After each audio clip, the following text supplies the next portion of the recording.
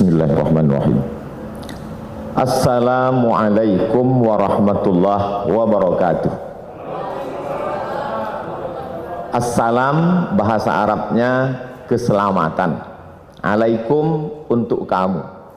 Wa dan rahmatullah, rahmat Tuhan, rahmat Allah. Wa dan barakatuh, berkah-berkah dari Tuhan. Berkah artinya lebih dari yang semestinya.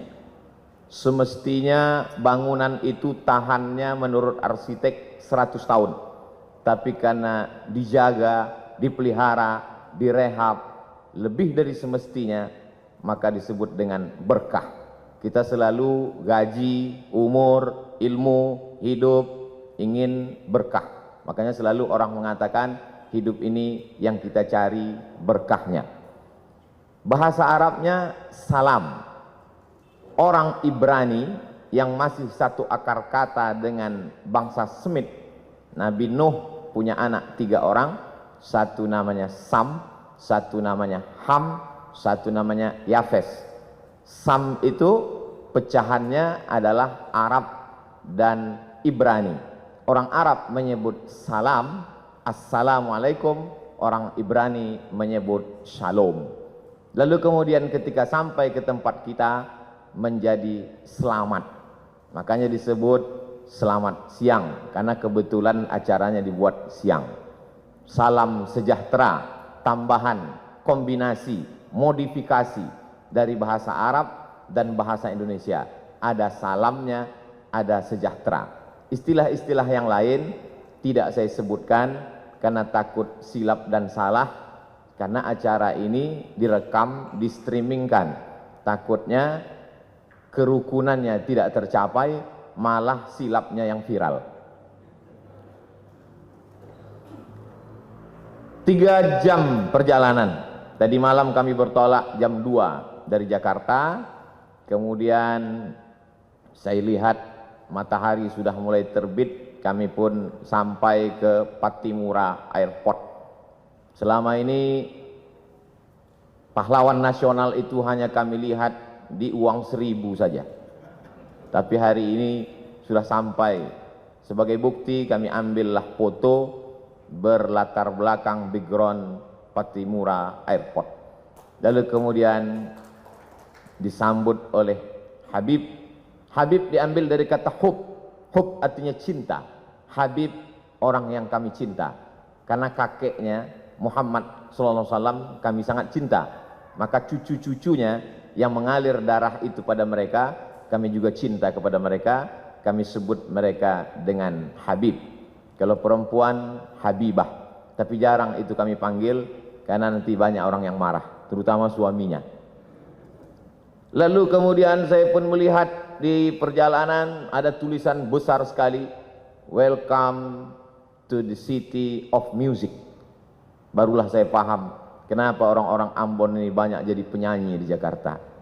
Karena mereka berasal dari kota musik. Bahkan tadi begitu sampai ke atas ini pun kami disambut dengan musik.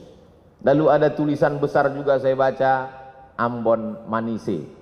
Alhamdulillah makanannya sudah saya cicipi, manis. Wajah orangnya agak terhalang karena masker ini. Tapi insya Allah dari wajah beberapa tokoh kita menilai ada keramahan, ada kesenangan untuk menyambut tamu sebagaimana yang disampaikan oleh Pak Pendeta Ricardo, kemudian Bapak Pastor mewakili uskup, lalu kemudian tokoh-tokoh lintas agama. Sampai akhirnya saya pun sampai ke majelis ini bertemu dengan Bapak Wakil Wali Kota yang kabarnya sudah mendapat beberapa telepon, ada kemarahan kenapa Ustadz Abdul Somad tidak dibuat ceramah tablik akbar di Tanah Lapang. Saya melalui forum mimbar ini menyampaikan dimanapun saya tausiah hari ini tidak bisa dibuat di Tanah Lapang karena memang suasana kita sedang COVID.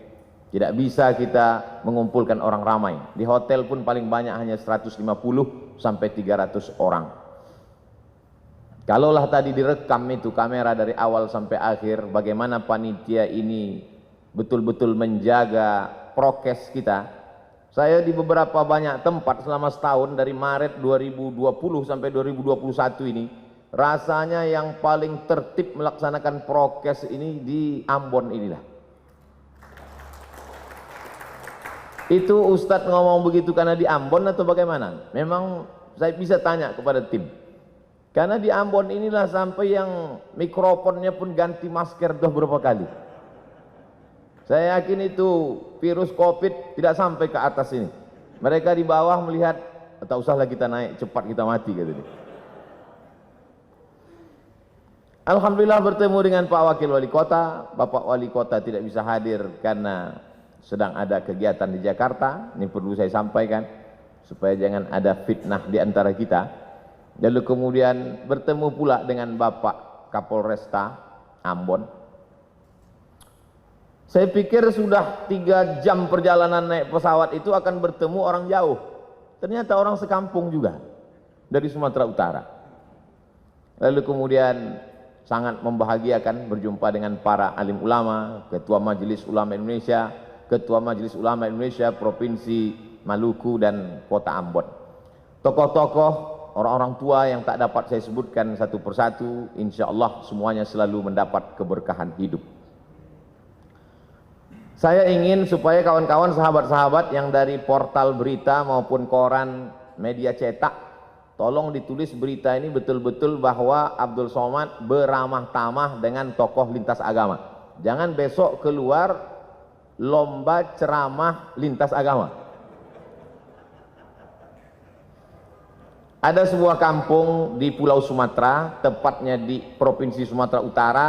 Kampung itu bernama Silau Laut, bisa ditulis di Google, Silau Laut. Dia disebut laut karena memang di tepi laut, cuman tidaklah seindah Laut Ambon. Lalu kemudian kampung itu dibuka pada tahun 1901, jadi umurnya 120 tahun. Yang membuka kampung itu kebetulan kakek dari ibu saya, namanya Syekh Abdurrahman. Ketika dia pulang dari Makkah belajar, dia dipanggil oleh Sultan Asahan, namanya Tengku Muhammad Adil. Wahai tokoh agama Syekh Abdurrahman, aku beri engkau tanah di tepi laut itu, ambillah untuk bercocok tanam. Akhirnya kampung itu sekarang menjadi 3 kecamatan. Salahnya kakek kami itu dulu tidak mengurus tanah itu ke BPN. Kalau diurus saya udah kaya sekali sekarang. Lalu kemudian berdatanganlah para pendatang dari suku Jawa, kemudian Mandailing, dan sebagiannya saudara-saudara kita dari Batak Toba, yang umumnya mereka Kristen. Akhirnya sekarang kalau mau ke kampung itu melewati satu kampung yang dihuni oleh Kristen, nama kampungnya Barisan. Kami bertetangga cukup lama, sejak saya lahir 1977. Jarang saya menyebutkan tahun kelahiran saya karena banyak yang tak percaya. Disangka mereka saya masih 23 tahun. Sejak kelahiran saya sampai sekarang 43 tahun tidak pernah ada konflik. Yang Muslim, Melayu, Jawa, Banjar, ada kampung Banjar, dan kemudian yang Kristen mayoritasnya dari suku Batak Toba. Kami bertetangga, bersahabat, berkawan. Masih ingat terbayang di benak saya Pak Manurung, orang Batak Kristen yang datang ke kampung kami mengambil nira. Kami meminum nira, mereka merubah nira itu menjadi tuak, minum khas mereka. Lalu kemudian kalau orang kami memanen padi, padi itu dibawa ke kilang padi. Kilang padi itu biasanya ada di tempat suku Batak Kristen. Begitulah interaksi sosial kami. Karena memang diajarkan, wala ana abidum ma'abattum, aku tak menyembah Tuhan yang kau sembah, wala antum abiduna ma'abud, kamu pun tidak menyembah yang kami sembah, lakum dinukum waliyadin. Agamamu untukmu, agamaku untukku. Adapun untuk kemanusiaan, sosial, maka kita hidup bertetangga bersama. Saya hanya sampai kelas 2 SD saja di kampung itu. Setelah itu saya pun pindah ke ibu kota kabupaten. Di sana saya masuk SD. Di SD itu ada 2 orang yang berbeda wajahnya dengan kami, kulitnya putih. Dulu kami menyebutnya Cina, sekarang tak boleh sebut Cina, Tionghoa. Satu laki-laki, satu perempuan. Agamanya Buddha dan Konghucu. Kami berteman, bersahabat, satu kelompok. Waktu itu kita di kelas tidak berbaris, tapi berkelompok. Nama belajar masa itu CBSA, cara belajar siswa aktif. Yang tahu berarti sudah tua. Kami datang berkelompok, kadang-kadang dia ke rumah kami, kadang-kadang kami ke rumah dia. Lalu kemudian beberapa tahun yang lalu saya buat reuni pertemuan SD. Jumpa lagi. Teman saya yang Tionghoa itu namanya Akyong. Saya lihat Akyong pakai peci. Saya berbisik ke kawan saya, itu si Akyong masuk Islam? Tidak. Kenapa dia pakai peci? Untuk menghormati kau. Begitulah kami bersahabat. Tamat SD tahun 1990, saya pindah ke Medan. Di Medan, kota Medan mengajarkan saya bagaimana kami di Medan hidup berbagai macam suku dan agama. Di Medan ada satu kampung namanya Kampung Keling. Dulu menyebut Kampung Keling biasa, sekarang tak boleh lagi. Karena Keling itu identik dengan orang yang hitam selalu dipanggil Keling. Jadi kalau ada orang kulit hitam, keling kali kau, kata dia. Maka dirubahlah kampung itu sekarang namanya Kampung Madras, untuk mengambil nama salah satu kota di India. Kita tahu orang-orang saudara kita dari India datang ke Sumatera ketika masa penjajahan Belanda. Ada yang mengambil upah, mengambil karet, lalu kemudian memetik tembakau Delhi, tanah Delhi yang sangat subur. Ada yang Muslim. Masjid salah satu tertua di kota Medan adalah Masjid India. Dibangun ketika Krakatau meletus dan saya diizinkan untuk menyampaikan ceramah di sana. Lalu kemudian saudara-saudara kita yang datang dari Hindu, maka mereka membuat sebuah komunitas. Kuil terbesar di Pulau Sumatera, kuil Hindu ada di kota Medan. Kuil itu bernama Kuil Sri Mariaman. Saya pernah datang ke sana, masuk ke dalam, saya lihat ternyata di depannya ada bak. Di dalam bak itu ada air. Semua tamu yang mau datang cuci tangan, cuci kaki. Lalu saya pikir, oh ternyata berwuduk juga mereka. Lalu kemudian ada tulisan besar, bagi yang bercelana ponggol, bercelana pendek, bercelana sempit, berbaju pendek, dilarang masuk ke kuil Sri Mariaman, karena ini tempat suci. Lalu saya foto baliho itu, saya share di Facebook dan Instagram, lalu saya komen di bawah. Pernahkah kita membuat tulisan seperti ini di masjid-masjid kita, supaya orang tidak lari pagi, tidak menghormati tempat suci? Ada kebaikan-kebaikan yang disebarkan. Lalu kemudian ada seorang Tionghoa ingin membangun masjid. Tanahnya tanah punya orang Muslim. Kita tahu masa itu Medan dipimpin oleh seorang sultan, sultan kerajaan Melayu Delhi. Tanahnya milik sultan, tapi ini orang mau bangun masjid. Akhirnya dibangunlah masjid. Maka kalau di beberapa tempat nama masjid itu Masjid At-Taqwa, ada masjid itu namanya Masjid Al-Ikhlas, tapi masjid ini namanya unik, namanya Masjid Chong Api. Chong Api adalah nama orang Tionghoa yang membangun masjid itu dan berdiri sampai hari ini.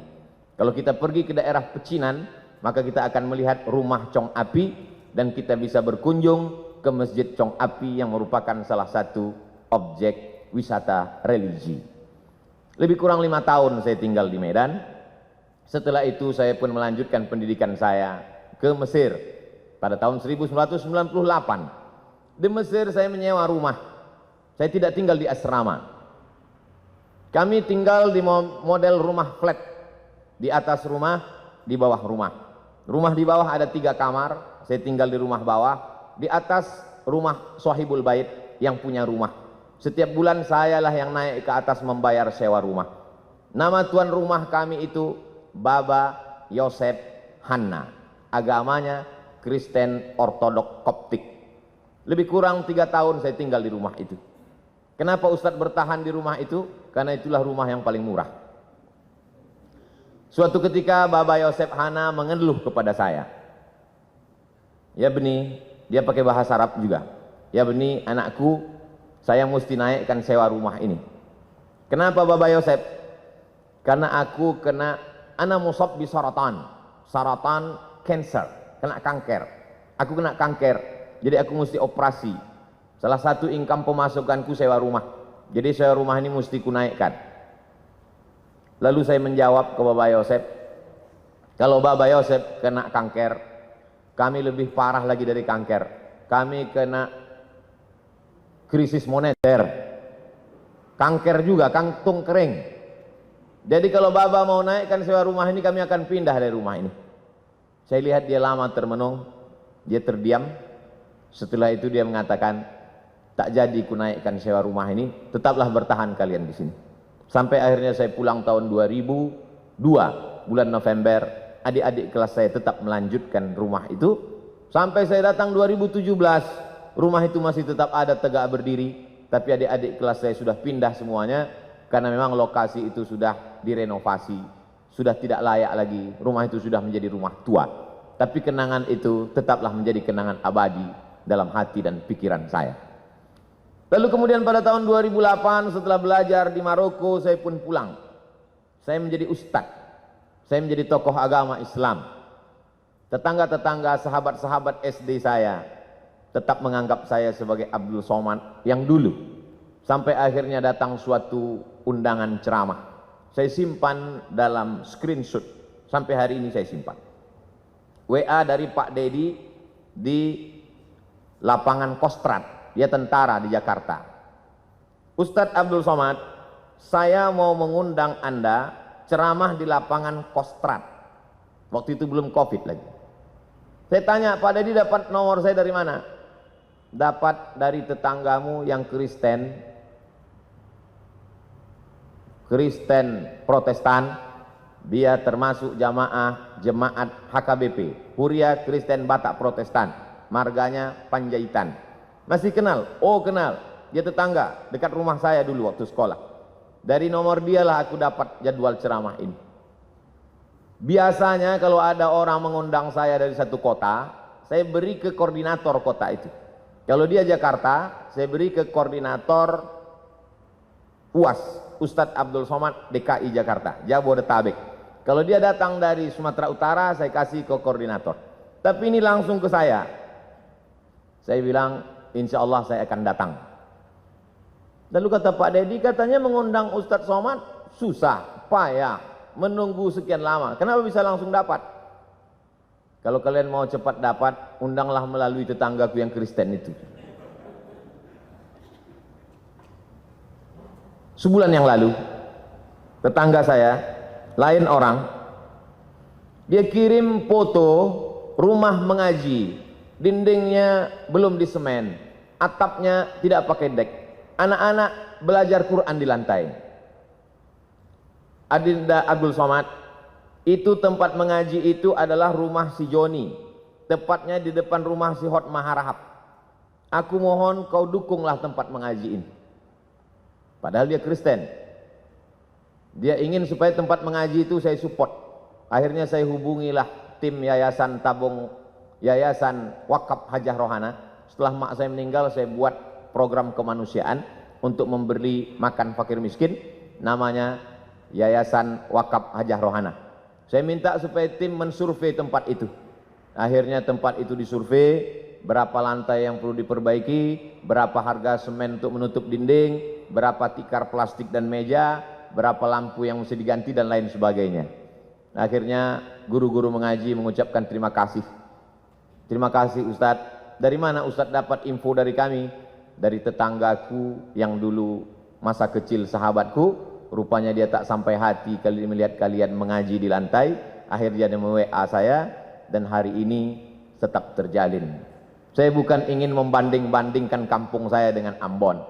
Tentu tidak bisa mengimbangi yang 100 tahun menurut pakar internasional memperbaiki psikologis orang Ambon perlu 100 tahun. Tapi di Ambon cukup hanya 10 tahun sudah selesai. Ini keberkahan. Jadi kedatangan saya kemari adalah untuk mengunjungi saudara-saudara saya sebangsa dan setanah air. Adapun ceramah saya di masjid, di kantor, semuanya direkam melalui kamera. Dan kalau signal di hotel, di masjid itu kuat, memang biasanya di streamingkan. Pak Ricardo, Pak Pendeta Ricardo, Bapak Perwakilan Uskup, dari tokoh lintas agama Hindu, Parisada Hindu Dharma Indonesia, maka semua ceramah saya itu di-streamingkan. Begitu juga dengan yang nanti malam insya Allah. Sampaikan kepada jemaat, sampaikan kepada umat bahwa ceramah Abdul Somad streaming bisa ditonton melalui channel Ustadz Abdul Somad Official. Jangan lupa subscribe, like, and share. Sekarang subscribernya 1.700.000. Viewernya sampai hari ini 91 juta orang sudah menonton video-video itu. Dan dari 91 juta itu saya yakin dan percaya ada jemaat Pak Pendeta, ada jemaat Uskup, ada jemaat Hindu Dharma, Parisada Hindu Dharma, ada jemaat saudara-saudara saya dari kalangan Buddha. Dari mana Ustadz tahu? Saya tahu itu karena setiap kali saya pergi ke mall, saya pergi ke rumah makan, dan ketika makan masker saya buka, mereka tahu itu saya, maka makan saya terganggu karena mereka minta foto. Lalu kemudian uang hasil dari penonton 91 juta itu, hasilnya ditransfer ke nomor admin, dibelikan ke beras untuk program kemanusiaan. Setiap bulan kami membagi beras untuk saudara-saudara kita yang kurang beruntung dalam hal rezeki, tapi mungkin mereka beruntung dalam kebahagiaan hati. Kita ingin berbagi sesuatu supaya mereka juga berbagi doa kepada kita. Saya kira itu saja yang dapat saya sampaikan. Saya tidak ceramah, saya tidak tausiah, saya hanya ingin berbagi cerita tentang Abdul Somad yang ada di medsos dengan Abdul Somad yang asli dan nyata. Karena medsos ini rakyatnya tidak jelas, netizen. Kata orang, sekejam-kejamnya ibu tiri, lebih kejam lagi netizen. Banyak ketika kita bertemu dengan orang di medsos berbeda dengan ketika ketemu dalam kenyataan. Dan itu fakta. Ketika jamaah bertanya, bercerita ke saya sudah lama melihat Ustadz di YouTube, di televisi, baru ini berjumpa, ternyata lebih muda dari aslinya. Bertemu itu penting.